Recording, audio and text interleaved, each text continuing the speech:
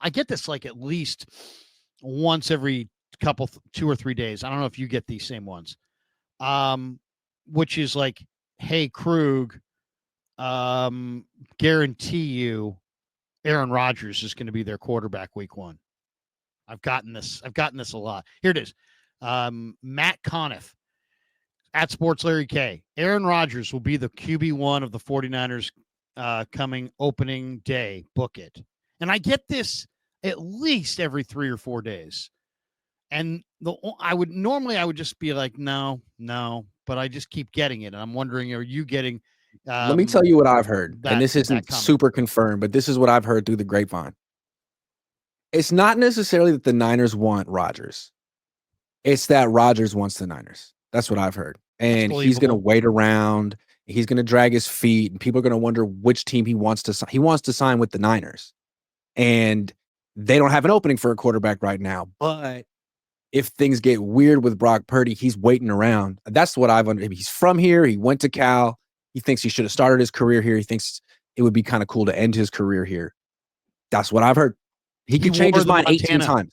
Yeah, he wore the Montana T-shirt under his Cal, pads his entire time at Cal. So he's a big-time Niner guy. But I always felt like maybe he felt scorned by the Niners and had no warmth at all for them.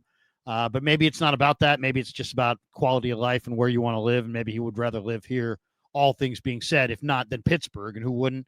So maybe that's what's going on here. But that's interesting. I mean, it is interesting. And it makes you wonder, will the 49ers step up if there is any acrimony or any, hey, you guys see it this way, Kyle Strongen, and we see it that way?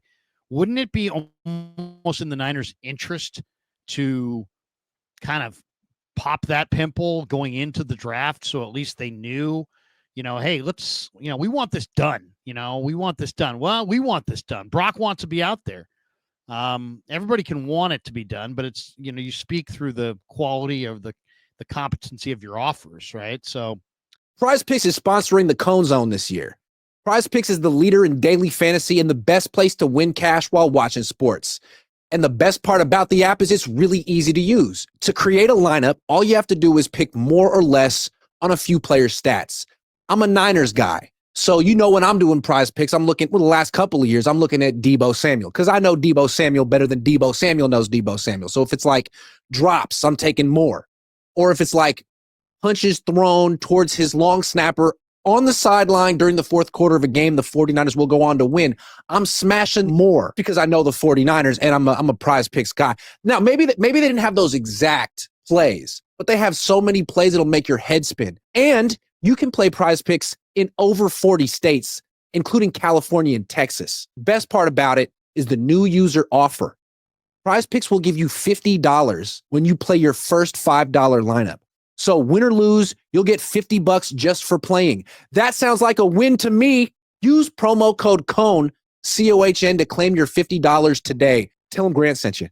Is it possible that Rodgers or his agent could go to the Niners privately and say, look, Rodgers wants to play for you. We understand that your first choice is the 25-year-old Brock Purdy, not the 41-year-old Aaron Rodgers, but you should know that Rodgers is your Rodgers' first choice.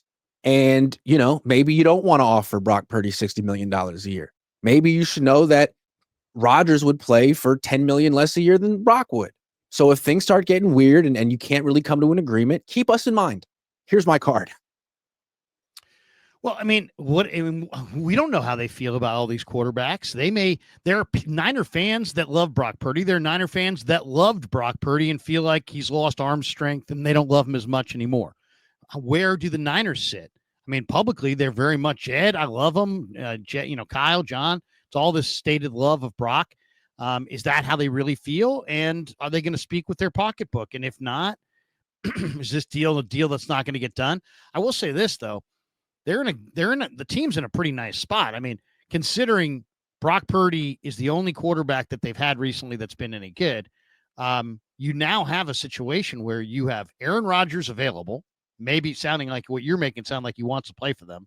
You've got Mac Jones, who I think is a viable NFL starting quarterback, who's already on your roster now as your backup. You have Tanner Mordecai already, and you got a draft that It's kind of a speculative quarterback class for sure, but I think Riley Leonard showed this year he's got magic. And I would be absolutely very intrigued. Like, I would not be, I mean, me, Grant, I love Brock Purdy. I'm a believer in Brock Purdy. I think Brock Purdy's been slighted to no end by too many people, and I would pay him. But if this thing gets out of hand, and who knows? I don't know what Brock Purdy's agent's asking for. For all I know, Brock Purdy said, agent said, you know what, $65 million, not a penny less, and don't even bother calling. And maybe the Niners don't want to pay him anywhere close to that. Maybe they're on an impasse. We just don't know it. We don't know. So if it's at that kind of a situation, I'll say this from the Niner perspective, I would not be afraid to say, Brock, love you, but we're going with Rodgers. We're going with Mac. We're going to draft Riley Leonard, and we're going to turn the page. Sorry, goodbye. And that, I know that's incredibly cold, but of course you wouldn't just give him away. You trade him, and you'd probably trade him for some pretty good assets. So we'll see. It's a volatile deal. I've heard from a buddy of mine who scouts in the league. He said, I always talked to him about 2-3 weeks before the draft. And I said, just give me some things that nobody's got that you think are real around the league in relation to the draft. And he said, Krug, Jalen Milroe, Jackson Dart, and Shedeur Sanders are all going to be drafted in the first round. So, well, Milroe and Dart got invited to the draft. Shedeur declined his invitation. Yeah. But I mean, they didn't invite Milroe to the draft so they could have Aaron Rodgers reincarnate. Somebody told them, hey, you know what? This guy's coming off the board. And you got to remember about Jalen Milroe. Yes, he looked horrible at the Senior Bowl, but he still is 220 pounds. He's got some good tape out there from Alabama, and he runs in the 4.3s, and he's a pretty powerful runner. So somebody could look at him and say, hey, I can coach him up. Yeah, I would think so. Especially you see the success that Jalen Hurts just had